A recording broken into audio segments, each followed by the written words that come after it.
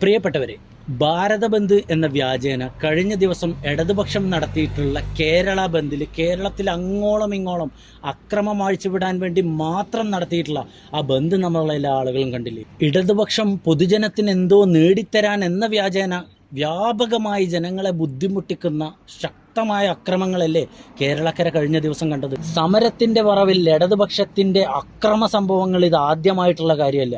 ചരിത്രം പരിശോധിച്ചാൽ പച്ചയായിട്ട് ജീവനുള്ള മനുഷ്യനെ ബസ്സിനുള്ളിൽ നിർത്തി ജീവനോടെ കത്തിച്ച് കൊലപ്പെടുത്തി അതിന് മുമ്പിൽ നിന്നിട്ട് ഇൻകുലാബ് വിളിച്ച ഈ കൂട്ടരുടെ ചരിത്രം നമ്മളാരും മറന്നു പോകരുത് എന്നുള്ളത് പറയാണ്. സമാധാനപരമായിട്ട് കേന്ദ്രത്തിനെതിരെ പൗരത്വ ബില്ലിന്റെ ഭാഗമായി നടത്തിയിട്ടുള്ള സമരത്തിന്റെ അന്ന് ഇടതുപക്ഷ സർക്കാർ എടുത്തിട്ടുള്ള കേസുകളിൽ വേട്ടയാടപ്പെടുന്ന സാധാരണക്കാരായിട്ടുള്ള ആളുകൾ ജീവിക്കുന്ന അതേ നാട്ടിൽ നിങ്ങളുടെ ഇടതുപക്ഷക്കാരായിട്ടുള്ള ആളുകൾ ഇത്തരം അക്രമങ്ങൾ അഴിച്ചുവിടുന്നത് നിങ്ങളുടെ സർക്കാർ അവരെ സംരക്ഷിക്കും എന്നുള്ള ബോധ്യം കൊണ്ട് തന്നെയല്ല.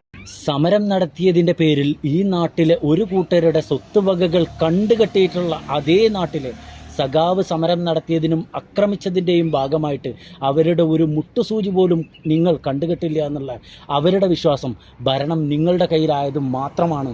ഇനി CPM-കാരൻ പറയേണ്ടത് ഒരു കാര്യമാണ്. എന്തിനു വേണ്ടിയായിരുന്നു നിങ്ങൾ കേരളത്തിൽ നടത്തിയ ഈ അക്രമ ബന്ദ്? കേരളത്തിൽ അങ്ങോളം ഇങ്ങോളം ഭക്ഷണത്തിൽ മണ്ണ് വാരിയിട്ടിട്ട്, ഓഫീസുകൾ അടച്ചുപൂട്ടിയിട്ട്, കടകളിലേക്ക് അരച്ചു കയറിയിട്ട്, പാവപ്പെട്ട ആളുകളെ ഭീഷണിപ്പെടുത്തിയിട്ട്, റൂട്ടിൽ വാഹനങ്ങൾ തടഞ്ഞിട്ട്, ആ വാഹനങ്ങളുടെ ചില്ലടിച്ചു പൊളിച്ചിട്ട്, അതേപോലെ തന്നെ സ്കൂളുകൾ അടച്ചുപൂട്ടിയിട്ട്, ആളുകളെ ഭയത്തിൻ്റെ മുനയിൽ നിർത്തിയിട്ട് ഇങ്ങനൊരു സമരം ആർക്ക് വേണ്ടിയായിരുന്നു, എന്തിനു വേണ്ടിയായിരുന്നു, നിങ്ങളുണ്ടാക്കിയിട്ടുള്ള നേട്ടം എന്താണ് എന്നുള്ള ചോദ്യമാണ് ഇന്ന് ബാക്കിയാകുന്നത്.